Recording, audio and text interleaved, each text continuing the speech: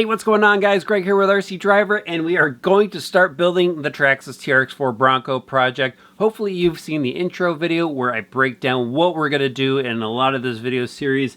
And, now I'm just set up here to start building. And if you're going to tackle a build, I'd suggest, setting up something similar. Have a nice work area, have all your tools organized. We're going to use some basic hobby tools here, metric tools. So I've got my 1.5 to 2.5 millimeter driver here. I'm going to cheat, so we're going to go and use a Makita driver. So I got speed bits for that as well. Actually got a 7 millimeter nut driver because I know there's a couple spots on this kit where I'm going to need that. And, scissors to open up all the bags. And I think that's really about all I'm going to need as far as tools. But this is going to be a lot of fun. I'm going to get started on the transmission part of it right now. And Traxxas nicely labels all the bags and stuff. We went over that before. I'm not going to show you assembling each and every little part. It's just not necessary. The instructions are great. But if I come up with something along the way, I'm going to show you guys, a little tip or suggestion. So let me get on this and we will get this thing underway. I'm partially through the transmission assembly and everything is going together pretty well. There's just a few things I wanted to point out to you guys. First thing is there are a couple different bearing sizes in here, so just keep an eye on that as you're assembling things. Make sure you don't put a smaller bearing where it doesn't belong. The other thing is the gears. The gears in here are a number of different sizes as well, and at quick glance it is possible to mix it up. And, it won't align properly and cause you a little bit of headache when you're putting things together. So just keep an eye out for that. And then the final thing is when you're pushing the bearings into the cases and stuff, they seem to go in pretty smooth, but don't put them in on an angle or anything like that.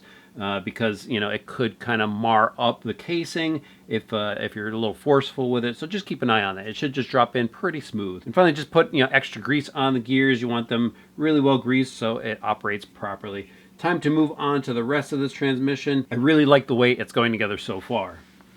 And so there it is. There's the transmission casing all built up and everything went together fairly smooth. I do have one more tip for you guys though. If you find that the pins are sliding out of the shafts as you're trying to put the gears on and stuff, put a little dab of grease on that pin before you slide it into the shaft, or if you get it in there, put a little dab on there to actually hold on the gear as well. Just that little bit of grease will hold everything together while you're trying to assemble the case and with all the gears inside.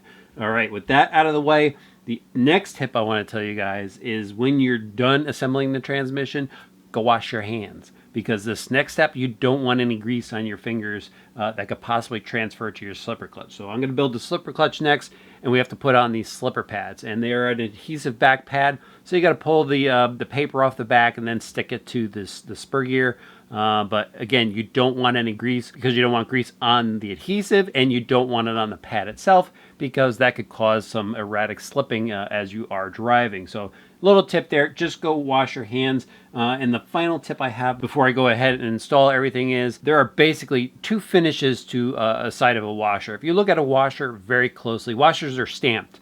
So there is one side where it's got like a bit of a curve to it from when the stamp is pressing on it, and then it's got a nice sharp edge side to it, nice flat edge. I always like to put the flat edge against the slipper pad just so it has a nice flat plate all the way through to sit against. And does it really, make a performance difference? I don't think so. Probably not. Definitely, you probably won't notice it in a crawler. But if you are looking to build that perfect kit, whether it's this kit or something else, just pay attention to how the washer looks, and if you make it even throughout, it looks super cool. All right, I'm gonna go and finish this thing up. And there it is, guys, the transmission case all assembled, and I even have the shift servo on there. And it's pretty neat that Traxxas goes and labels that for you so you know which servo goes where. But everything feels nice and smooth, so that's ready to go in. And it's time for me to move on to the differentials. And I've already taken it out of the bag and just checking out the parts. This is some really nice stuff here. I mean, we've got all metal gears for inside the differentials. Again, sealed ball bearings. And we've got metal ring gears as well, and even the little shift plate there is metal. And then of course here are the diff cups, and these also are really just well molded. So I'm excited to put this thing together. The instructions, again, really well laid out. So I'm gonna go throw this together. If I find out any tips, again, I'm gonna stop, let you guys know what they are. As expected, these differentials went together nice and easy, and it's really cool how they work. So it's got this little keyed slider plate right here, and when it slides out, you obviously have the differential action, and then when it slides in, it locks out the diff. That's pretty neat. So those are together. I'm going to set those aside, and now it's time to start the rear axle assembly. And this is pretty much, you know, straightforward with the instruction manual, but again, we're doing a project.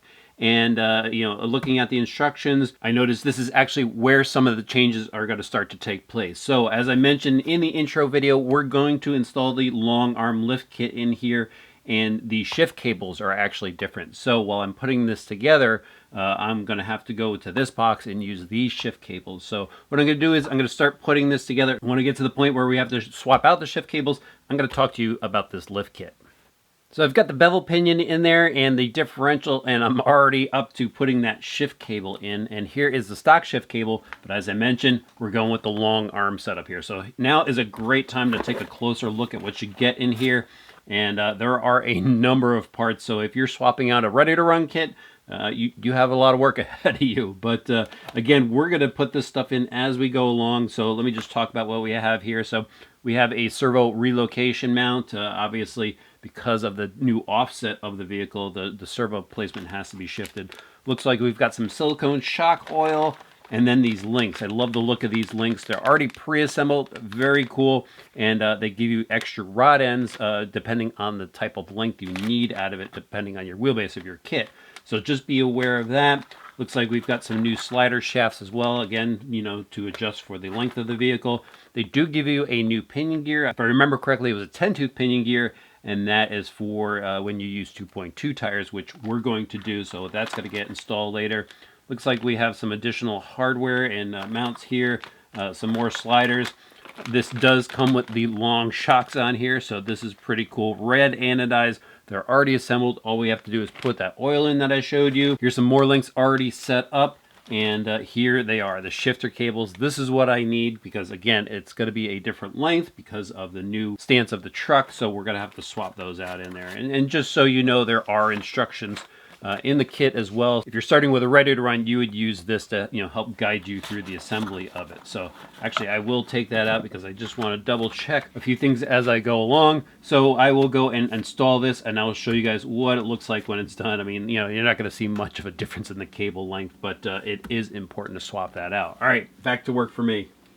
There it is, guys. The rear portal axle is assembled, and it's got that longer cable on there. Now it's time to move on to the front axle bag, and it's kind of the same as the rear. I do have to swap out the cable on there, but everything else that's here is going to remain stock, so I just have to go ahead and assemble it. The only real difference is it does have, you know, the steering knuckles because the front end turns. It's got universal axles, which is pretty sweet, but, you know, the same high-quality components here. We've got, you know, metal gears. We've got seal ball bearings. So I'm going to go ahead and throw this together so we can push this build along. And there we have it, guys. The front portal axle assembled, and it went together just as smooth as the rear did. And speaking of smooth, the operation is nice and smooth as well. I mean, everything just fits so nicely together. The only real tips I have for you here is, you know, make sure that you grease the universal joints, the little barrels that are in the universal, add some grease to that. And then when you're tightening down all the screws in the plastic, you know, don't go over tightening things to where they could possibly strip out, especially the kingpin screws here that hold the steering knuckle. You don't want those to ever back out. But again, really nice setup here. Now we're going to move on to actually just installing the steering rod onto the front of this. That's the next step. And before I go and do that, I did go and show you guys that I do have the aluminum pivot balls for this. So I'm going to go and pop those out and replace the steel ones that are in here. I have a ProTech pivot ball tool. So all I have to do is put the pivot ball in the tool here and just pop it out. Nice and simple. This is a great tool to have if you're building cars. And now I'm going to go and pop the new ones in using the same tool, just reverse the process, and we'll bolt it to the front of the axle here. All right, so I have the steering drag link bar in place, and well, that's going to wrap up this video because so far we've built the front axle assembly, we've got the rear axle assembly, and we've got the transmission assembly, and that takes care of a lot of steps. And I showed you guys, you know, the long arm lift kit, so we've got some cool option parts in there. I also showed you the aluminum pivot balls that you could go and upgrade to if you want to. But what we're going to do next is we're going to move on to the chassis assembly, and that's going to be build number 2, obviously. And in that video, I'm probably going to show you guys those wheelbase conversion kits, so the long wheelbase to the short wheelbase, vice versa, short wheelbase to the long wheelbase. So if you're converting your particular TRX-4 to one or the other, you're going to want to see that video because I'm going to show you everything that's included with those kits. All right, guys, we'll see you back in build number 2.